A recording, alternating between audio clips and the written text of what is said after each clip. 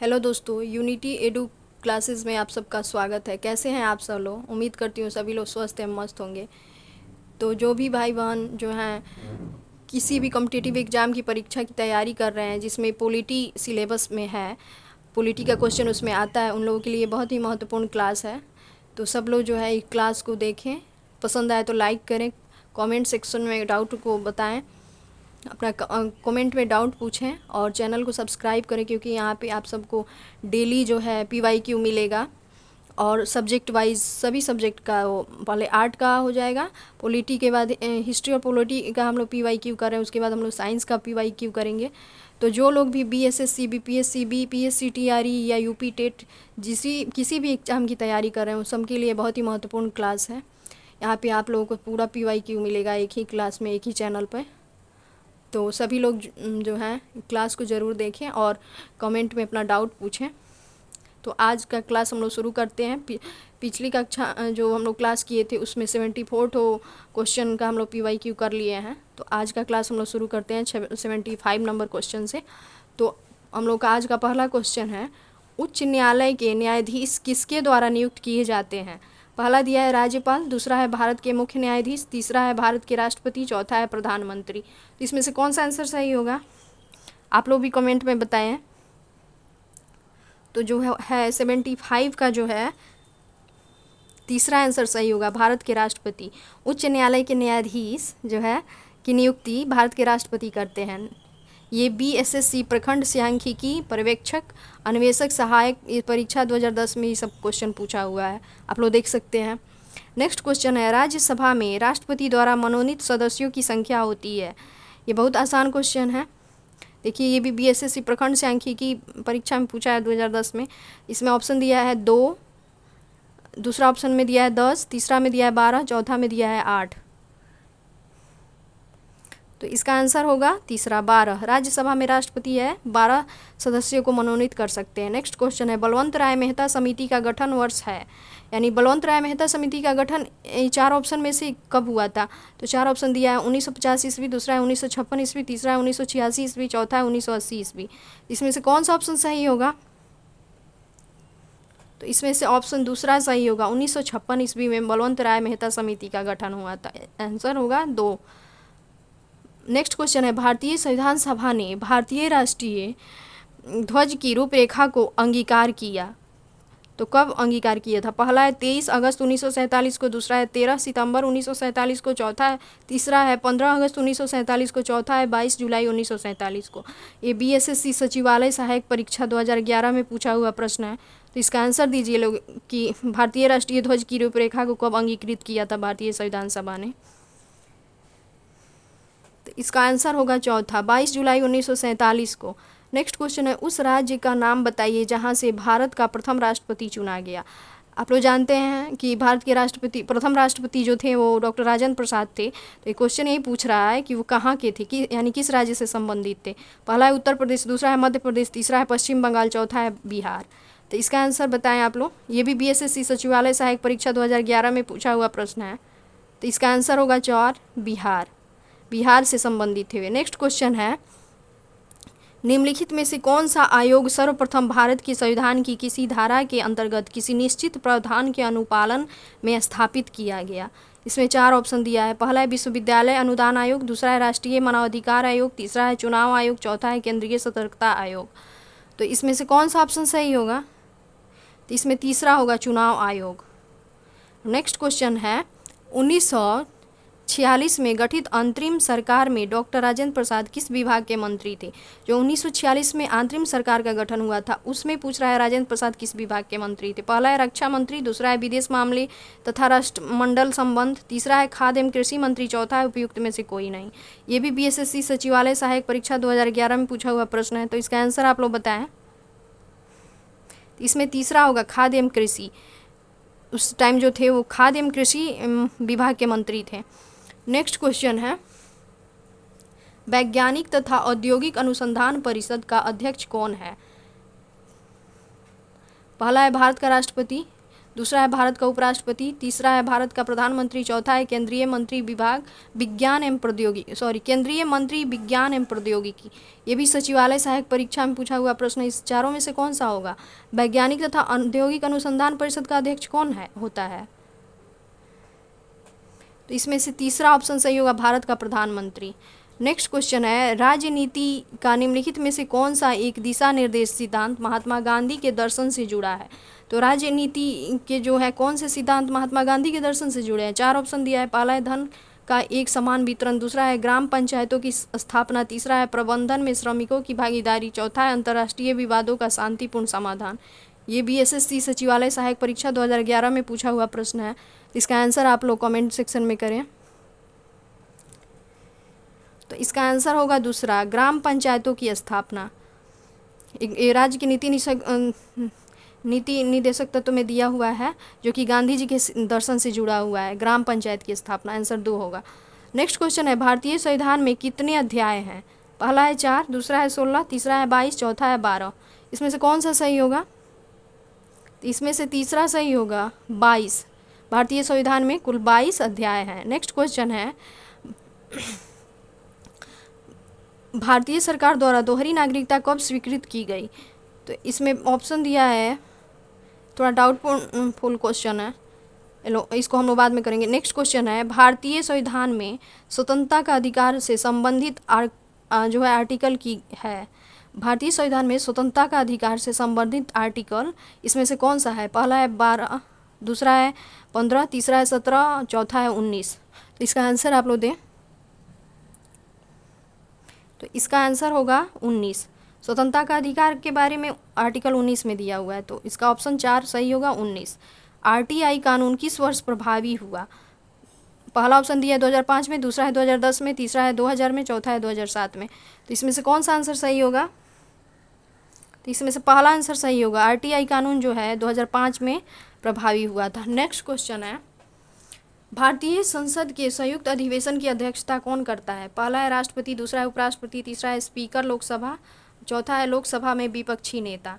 तो संयुक्त अधिवेशन की अध्यक्षता जो करता है स्पीकर लोकसभा, यानी लोकसभा का स्पीकर करता है। तो ऑप्शन 3 सही होगा। हम लोग का आज का नेक्स्ट क्वेश्चन है, भारत के किस राष्ट्रपति का काल दीर्घतम रहा? यानी भारत में जो है कौन सा राष्ट्रपति लंबे समय तक रहा है? क्वेश्चन का यही अर्थ है। तो पहला है राजेंद्र प्रसाद, दूसरा है राधा कृष्णन, तीसरा है वीवी गिरी, चौथा है अबुल कलाम। तो इसमें कौन सा आंसर सही होगा? तो इसमें पहला ऑप्शन सही होगा, राजेंद्र प्रसाद। राजेंद्र प्रसाद सबसे लंबे समय तक रहने वाले राष्ट्रपति हैं।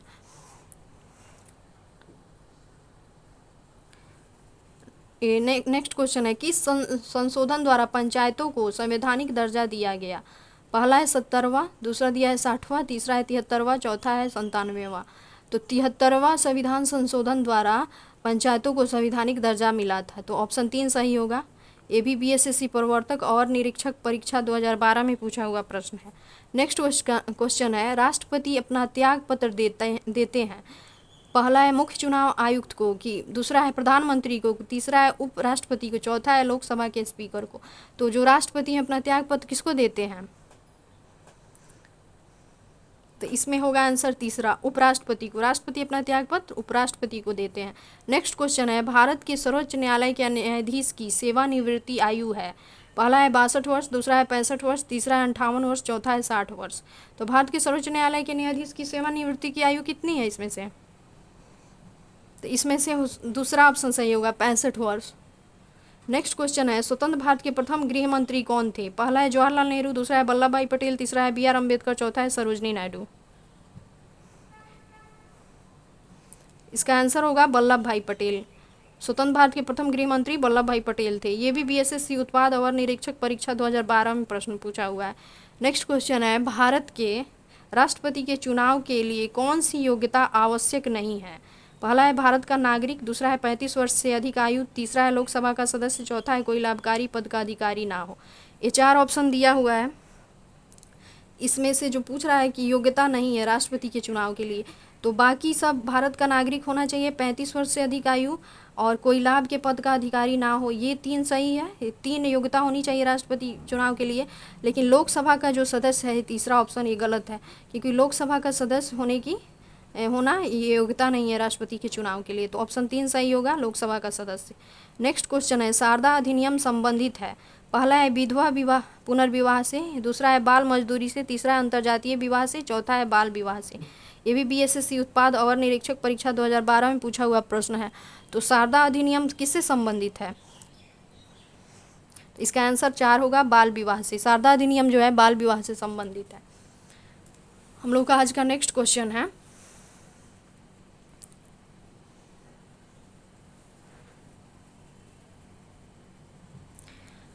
भारतीय संविधान के संदर्भ में निम्नलिखित में से कौन सा कथन सही है?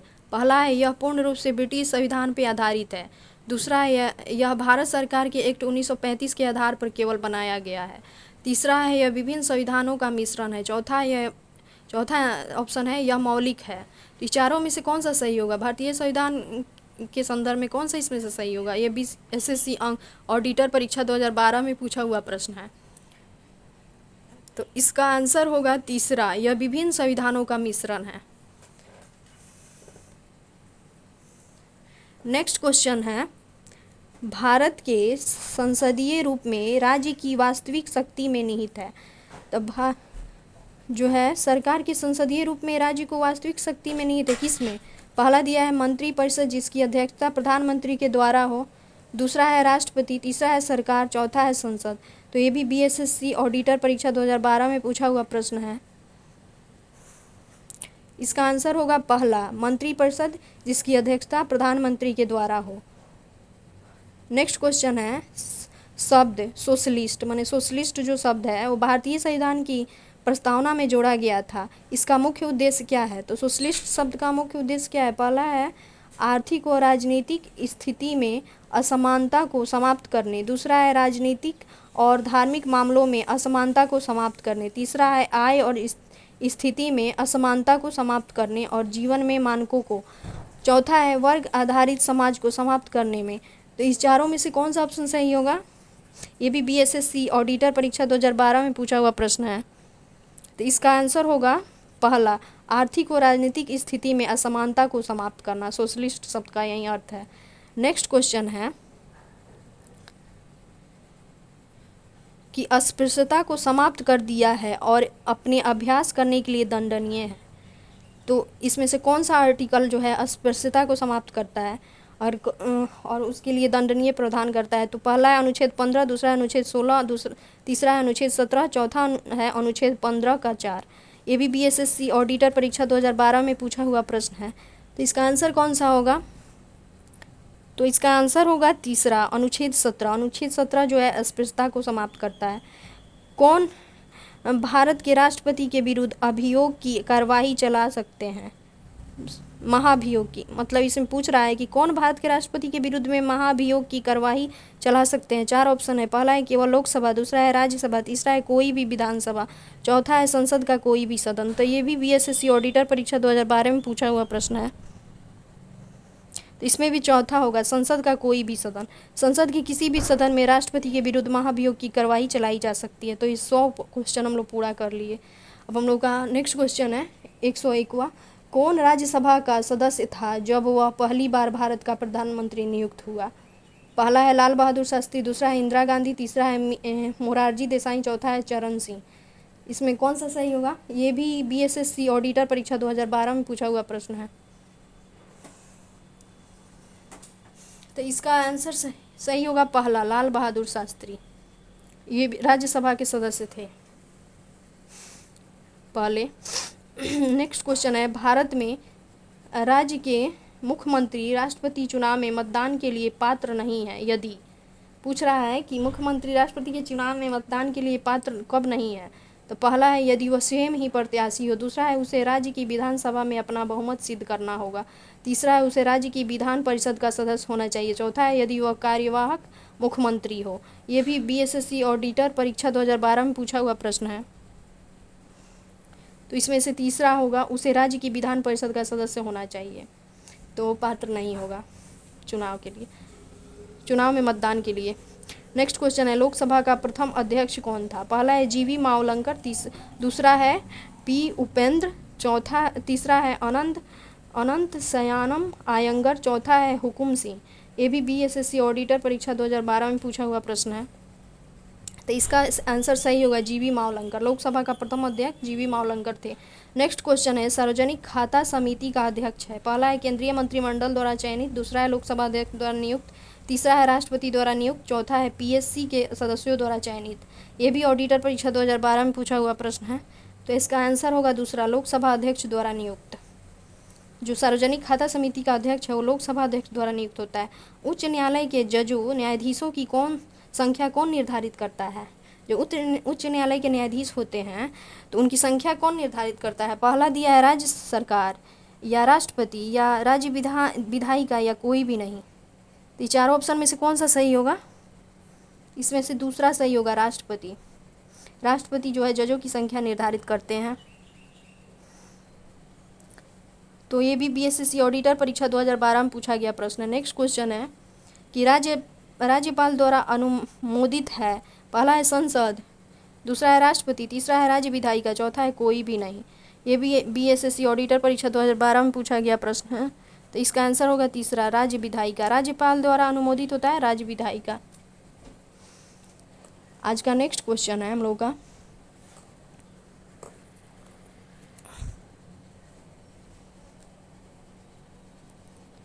निम्नलिखित में से कौन लोकपाल विधेयक के बारे में सच नहीं है? पहला है लोकपाल सेट अप संस्थागत मंत्रियों स्खलित पर प्रतिबंध लगा, दूसरा है एक नियुक्त लोकपाल 5 वर्ष की एक अधिकतम अवधि के लिए पद धारण कर सकता है, तीसरा है लोकपाल शिकायतों के एक सरकारी नौकरी के अतिरिक्त अन्य किसी भी नागरिक द्वारा किया जा सकता है, चौथा है लोकपाल सुप्रीम कोर्ट के मुख्य न्यायाधीश द्वारा नियुक्त किया जाता है।